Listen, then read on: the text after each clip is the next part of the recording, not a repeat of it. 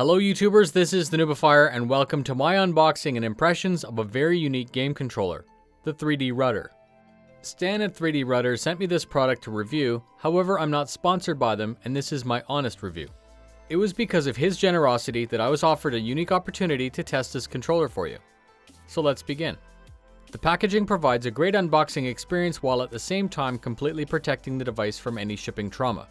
Included you have the 3D Rudder itself and a card explaining what to do with it. The device has a solid premium feel and it's obvious that efforts were made to create a product that would stand the test of time. Downloading and installing the software was very easy, and once the device was plugged in, you receive an audible beep to let you know that the connection's made.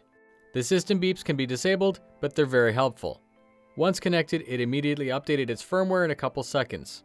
So far, a very solid experience. I decided first to test out the included tutorial game within the software to get a feel for the function. It was very easy to follow, and after a couple minutes, I had a clear understanding of calibration and how to use it in all 4 axes. This device will track 3 translations and 1 rotation, rocking left and right, rocking front and back, turning from left to right, and up and down can be achieved by lifting your left or right toes. It works very well on hardwood floors and on a low carpet. An initial observation I had was it's more difficult to isolate only one axis when moving. By that I mean, you can easily move a joystick in the X-axis without moving into Y. This sounds like a very minor complaint, but when looking at a new product, you always tend to evaluate it against other things that you're already familiar with. With time and practice, it's likely that this effect will be reduced, however it's a risk if you plan to do some precise docking maneuvers. Now onto the important part. I was asked to give my feedback about this device being used in Star Citizen. I approached the device from the perspective of a couple end users. The casual pilot. This is the large transport or capital ship pilot, either using keyboard and mouse or some form of joystick configuration. Within a short period of time, the 3D Rudder will become a reliable addition to your experience. Its 4-axis will give you the freedom to configure your bindings the way that makes the most sense to you. Where I feel this will help the most is by offering a redundant means to adjust course, when your hands may be occupied chatting or sipping a coffee. The 3D Rudder in this case would be a solid aid to multitasking. Next, the competitive keyboard and mouse pilot who uses gimbaled weapons. I see this pilot spending hours in competitive dogfighting. Star Citizen when controlled with a keyboard will give the competitive pilot full control, but it's momentary. It's on-off because of the way the keyboard works. You lack those advantages that a joystick pilot may have in analog control. I can see the 3D Rudder used in conjunction with keyboard and mouse working quite well. You have the precise aim of the mouse, but at the same time, you pick up the potential to bind 4 axes as you see fit. Next, we have the competitive HOTAS or dual stick pilot with pedals. Normally, this pilot would use fixed weapons.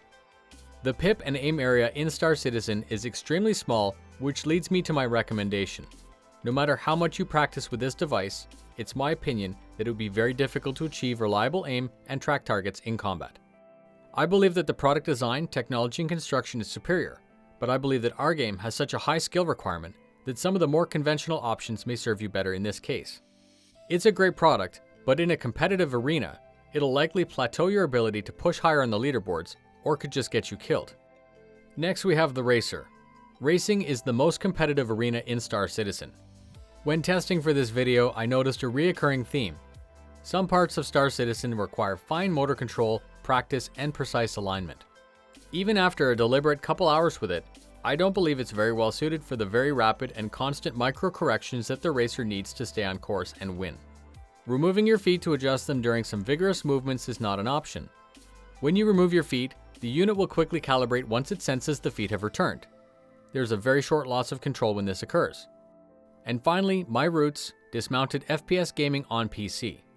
There are millions of gamers who play FPS on console with a game controller. Most PC FPS gamers use keyboard and mouse. There are some who use controllers on PC, but normally they suffer because of their controller choice limitations.